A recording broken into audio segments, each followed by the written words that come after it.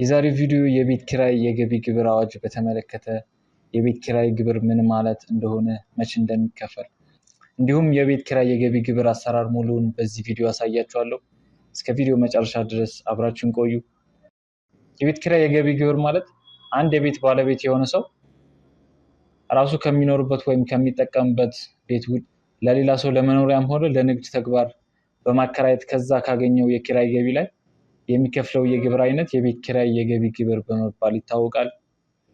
በመቀጠል የቤት ኪራይ ግብር የሚከፈልባቸው ጊዜያቶች ሲሆኑ ለአከፋፈልና ለክትትል እንዲያመች ግብር ከፋዮች በሶስት ይከፈላሉ።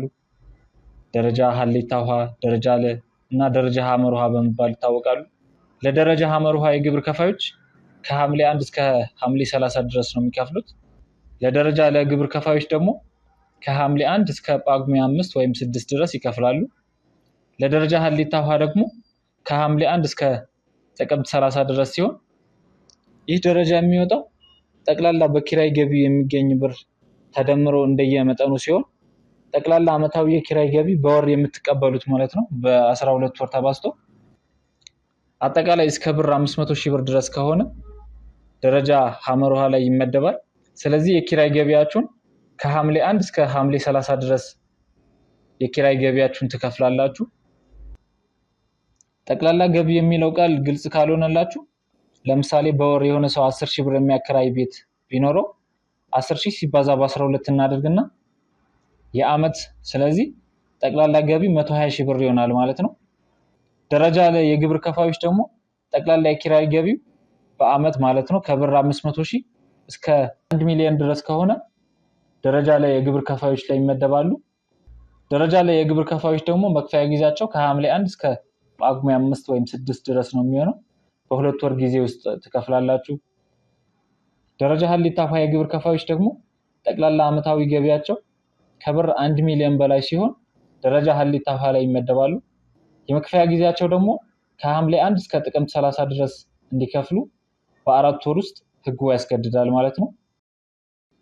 የቤት ኪራይ የገቢ ግብር ምን ማለት እንደሆነና ያከፋፈል ጊዜና ደረጃውን ከነገርኳችሁ ቀጥታ ወደ አሰራሩ ልውሰዳችሁ። የቤት ኪራይ የገቢ ግብር እንዴት እንደሚሰላና በአመት ስንት እንደምትከፍሉ በቀላሉ ማወቅ ትችላላችሁ። የቤት ኪራይ የገቢ ግብር ሲሰላ እንደየግብር ከፋዮች ደረጃ የሚለይ ሲሆን ደረጃ ሐመር ውሃ ላይ የሚከፈለው በቁርጥ ሲሆን ከጠቅላላ ገቢው ላይ 50% ግብር ይከፍላሉ ማለት ነው። ለምሳሌ 100,000 ብር ከቤት ኪራይ ገቢ ግብር የሚገኝ ከሆነ ታክስ የሚከፈልበት 50,000 ላይ ብቻ ነው የሚሆነው።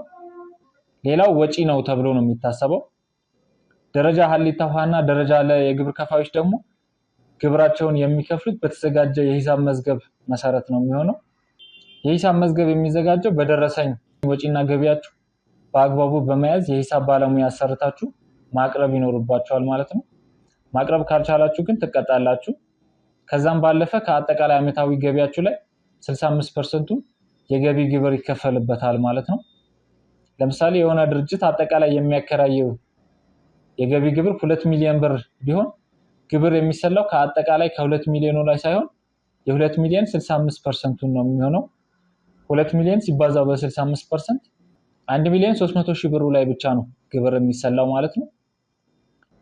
ለደረጃ ሐመር ውሃ የቤት ኪራይ ገቢ ግብር በምሳሌ ላሳያችሁ። ለምሳሌ የሆነ ቤት በወር 20,000 ብር የሚከራይ ቢሆን ጠቅላላ ገቢው የሚሆነው በወር የተገኘው ለዓመት እናደርገዋለን በ12 እናባዛዋለን። 20,000 ብር ሲባዛ በ12 ስናደርግ 240,000 ብር ጠቅላላ ገቢ ይሆናል ማለት ነው።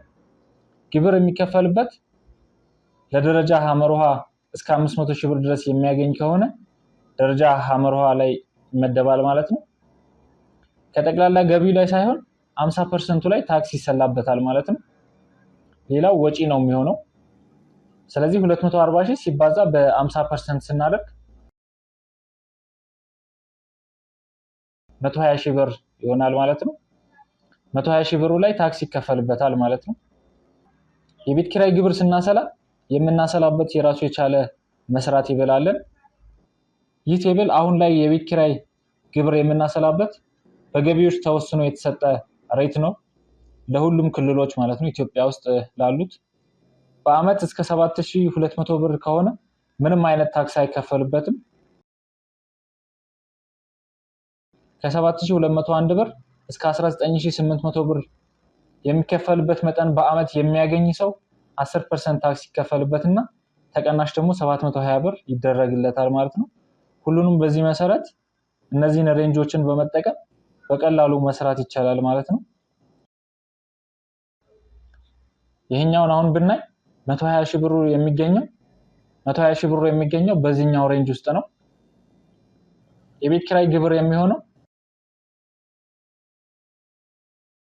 120 ሺህ ሲባዛ በ30% እናደርግና ተቀናሽ ደግሞ ሲቀነስ 11460 ብር እናደርጋለን። 120 ሺህ ሲባዛ በ30% 36000 ይመጣል። ሲቀነስ 11460 እናደርግና የቤት ኪራይ ግብር የሚሆነው 24540 ብር በአመት የቤት ኪራይ ግብር ይከፈላል ማለት ነው።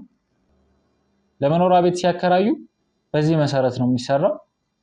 ነገር ግን ከመኖሪያ ቤት ውጪ ለንግድ ተግባር የሚሆን ኪራይ ከሆነ ግን ተርኖቨር ታክስ ወይም ቲኦቲ እንዲከፍሉ ህጉ ያስገድዳል ማለት ነው። ቲኦቲ እንዴት እንደሚሰራ አሁን ላሳያችሁ። ቲኦቲ የሚከፈለው ግን ግብር ከሚከፈልበት መጠን ላይ ሳይሆን ከጠቅላላ ገቢው ላይ ነው የሚሆነው። 4000 ሲባዛ በ10% እናደርጋለን ማለት ነው። እኩል ይሆናል 24000 ይመጣል ማለት ነው።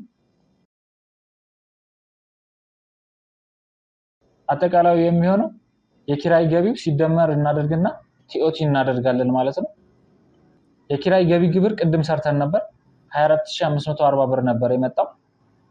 ጠቅላላ ለንግድ የሚሆን ቤት ኪራይ ግብር የሚሆነው 24540 ብር ሲደመር 24000 እኩል ይሆናል 48540 ብር እንዲከፍሉ ህጉ ያስገድዳል ማለት ነው። 20000 ብር ለንግድ የሚሆን ቤት ስታከራዩ ማለት ነው በአመት የምትከፍሉት ይሄኛው መጠን ብቻ ነው። ስለዚህ እናንተም የራሳችሁ የምታከራዩት መጠን በማስገባት ለንግድም ሆነ ለመኖሪያ ቤትም መስራት ይቻላል ማለት ነው። ነገር ግን የአሁኑን አሰራር የሚሆነው ለደረጃ ሀመሩሃ ግብር ከፋዮች ብቻ ነው የሚሆነው። ደረጃ ለና ደረጃ ሀሊታ ሀ የሚገኙ የግብር ከፋዮች ግን ከጠቅላላ ገቢው ላይ 50% ሳይሆን 65% ላይ ነው ታክስ የሚከፍሉት ማለት ነው። ነገር ግን ለደረጃ ለና ደረጃ ሀሊታ ሀ ላይ የሚገኙ የግብር ከፋዮች ወደ 65% የሚገባው ግብር ከፋዩ የሂሳብ መዝገብ አዘጋጅቶ ካልቀረበ ብቻ ነው። ደረጃ ሀሊታ ሀና ለላይ የሚገኙ የግብር ከፋዮች የሂሳብ መዝገብ ማዘጋጀት ግዴታ ነው ማለት ነው። የሂሳብ መዝገብ ካላዘጋጃችሁ የሂሳብ መዝገብ ባለማዘጋጀት ተብሎ ተቀጣላችሁ ማለት ነው። ከዛም በ65% ከጠቅላላው ገቢው ላይ ታክስ ይሰራባችኋል ማለት ነው። ስለ ቤት ኪራይ አሰራር በተመለከተ ይህን ይመስላል። በቀጣይ በሌላ ታክስና ተያያዥ ሀሳቦች እመለሳለሁ። ፕሊስ ለዩቲዩብ ቻናሌ አዲስ ከሆናችሁ ሰብስክራይብ በማድረግ ቤተሰብ ሁኑ። እንዲሁም ቪዲዮ ብዙ ሰው ጋር እንዲደርስልኝ ላይክ በማድረግ እኔን ሰፖርት ማድረግ እንዳትረሱ። ሀሳብ አስተያየታችሁ ወይም እንድሰራላችሁ የምትፈልጉት ነገር ካለ ኮሜንት ሴክሽን ላይ አስቀምጡልኝ። ለሁላችሁም በፍጥነት የምመልስ ነው የሚሆነው። እስከ ቪዲዮ መጨረሻ ድረስ ስለተከታተላችሁኝ አመሰግናለሁ። መልካም ጊዜ